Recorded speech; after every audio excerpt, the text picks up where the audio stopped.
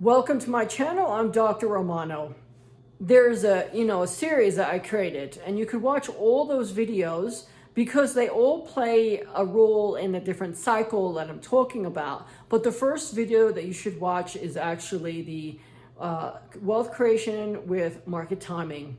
And that goes over very quickly about the cycle. And then the videos after that, I talk particularly about the real estate market cycle, the stock market cycle, and this video is about the commodity cycle. But in order to create wealth, you need all three types of investments. And you need to know when to enter and when to get out. It's extremely important. You should not think in terms of just giving your savings to a company to manage. You can actually take the responsibility into your own hands. You don't need to know lots of stuff. You don't need to be a PhD graduate. All you need to know is the cycle, okay? When the stock market collapses, what do? Well, I told you that in the previous video. You enter the positions that are really cheap for stocks. And in that video, I talked about which ones to go after. And then about a year and a half later of the stock market collapse, you sell your commodities portfolio. And that's what we're going to discuss today. And of course, you should have sold your real estate portfolio around 2 years before the stock market collapses. Pretty much when your friends are all making money and they're flipping houses and you hear the real estate's booming and it keeps going up, that's when you get out. You make sure you take your profits. This way you really did take your profits. The commodity cycle is very, very important. It's actually one of the most important cycles there are. And as we know, in the textbooks, we all talk about this. There's an inverse relationship between the stock market and gold prices, all right? Commodities prices, whatever you want to call it. When I think of commodities, I think of gold and silver. But you always focus on gold because it's not like you have $8 billion to invest in gold. I'm here for the public to teach the public. Large institutions, they would be focusing on many commodities when they're in this stage. For the public, from you and me, that is a working class person, you focus on gold. When do you buy gold? All right, as I mentioned, gold will start to spike around 2 years before the stock market collapses. That's a fact, and you could look back in every single decade what was going on, why it was spiking, and what happened afterwards, okay? Sometimes it's 6 months prior that it actually starts to spike. It just depends. Now, if you use math and statistics to measure the different spikes in the different markets, different market cycles, you're never going to get a correct answer. So that's why I say 2 years prior. And how do you know when you're going to enter? Okay, well, when you sell your real estate portfolio, in other words, that you hear your friends making money, they're flipping houses, people are buying houses with pennies, they're making a fortune, you see your neighbors with 2-3 houses, that's when you get out.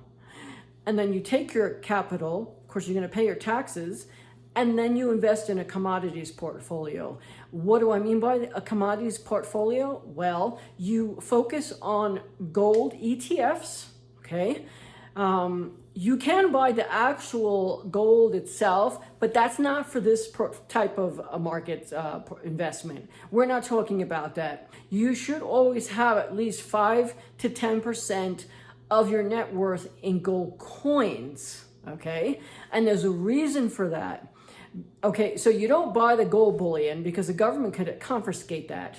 You have to buy the actual gold coin. Right now it's $1,800, $1,900, depends where the gold prices are. The best ones are actually Canadian gold coins because they're more pure gold. They don't have alloys mixed in like the US gold coins. So you take your gold coins, you put them in your beautiful box that you bought, you collect them, and never buy more than one at the same time because after you buy 2, it's registered with the government. So you never do that. You always buy one at a time. Very important. And I would actually buy it with cash, not with a credit card. You buy your gold coins 10% of what you're worth, and you never sell those gold coins. Because what happens if you go bankrupt? You go bankrupt, they're going to take your real estate and your stock portfolio. But if you have your gold coins, who's going to know about them? Exactly. Before we continue the video, please remember, if you like my videos, to do thumbs up to say thank you.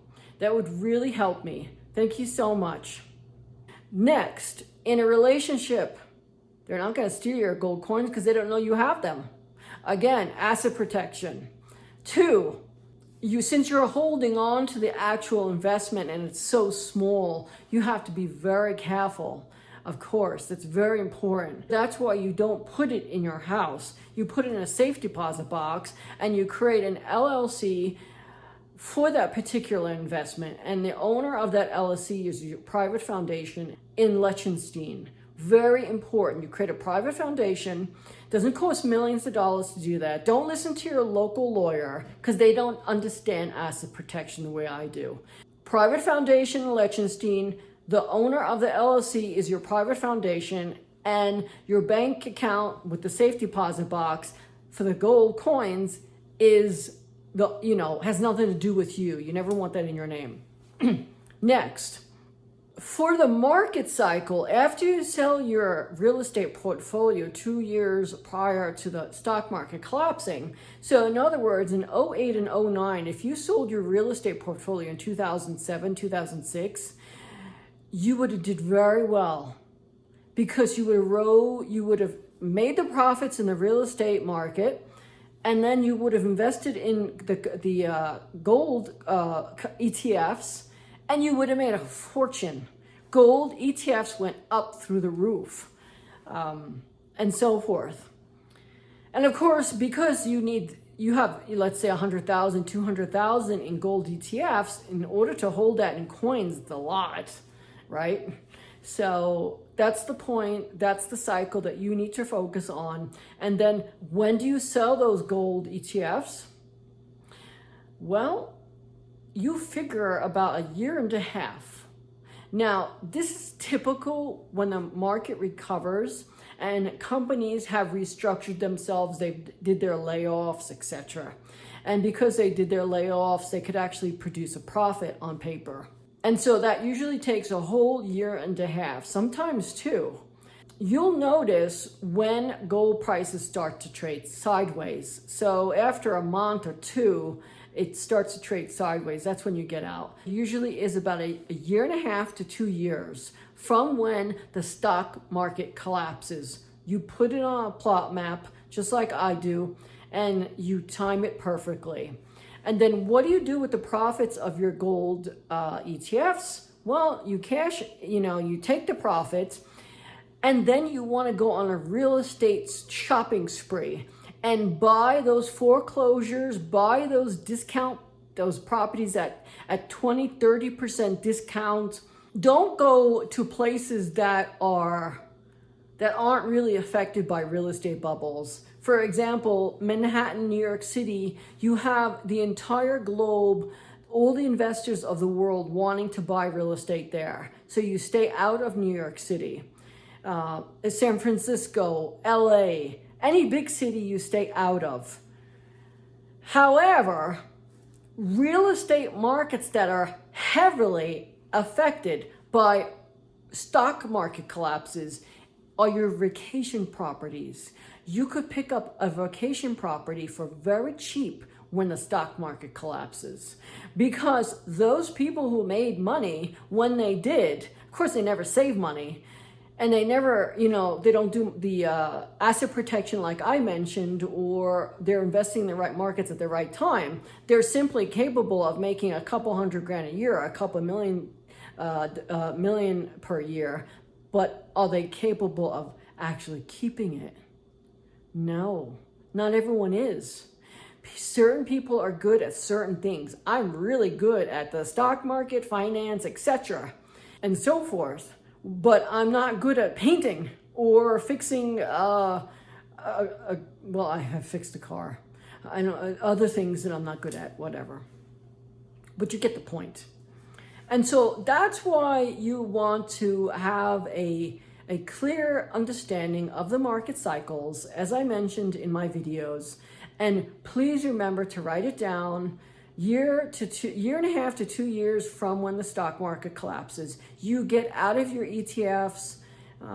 If you don't want the ETFs and you want to buy the gold coins, you can. That's fine too. It's just a big headache to have to sell them and so forth. And then from there, once you sell them, you take the profits and you enter in the real estate market. And that's when, and also please remember, if you have a real estate portfolio that you're collecting rent and it's more than halfway paid off, I wouldn't suggest this. This is for someone who wants to make profits and by using the market cycles to do that. Now, if you've had your real estate for 20 years, don't go selling it, honestly, because you're going to have to pay capital gains tax, and you didn't structure the real estate like a real estate management company, or you probably didn't put the real estate ownership in the private foundation, so you're going to pay a lot of taxes, etc. But if you're owning it 10 years to 15 years, don't sell it.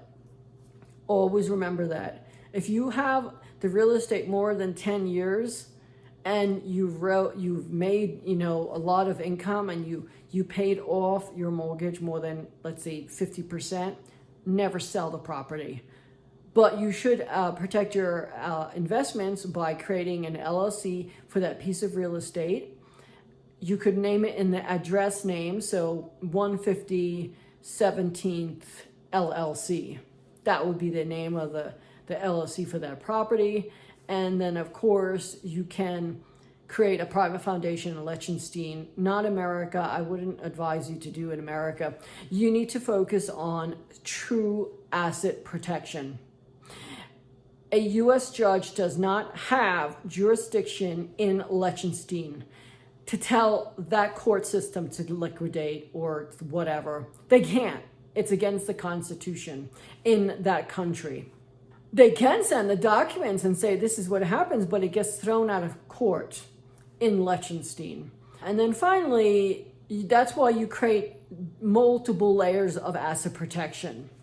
And you create the private foundation, not in your name. It's not necessary to be in your name. You could use your last name, but you want to keep it private, And so I want to thank you so much. If you enjoyed my videos, please remember to subscribe to my channel so that you get future videos, and also do thumbs up to say thank you if you enjoyed them.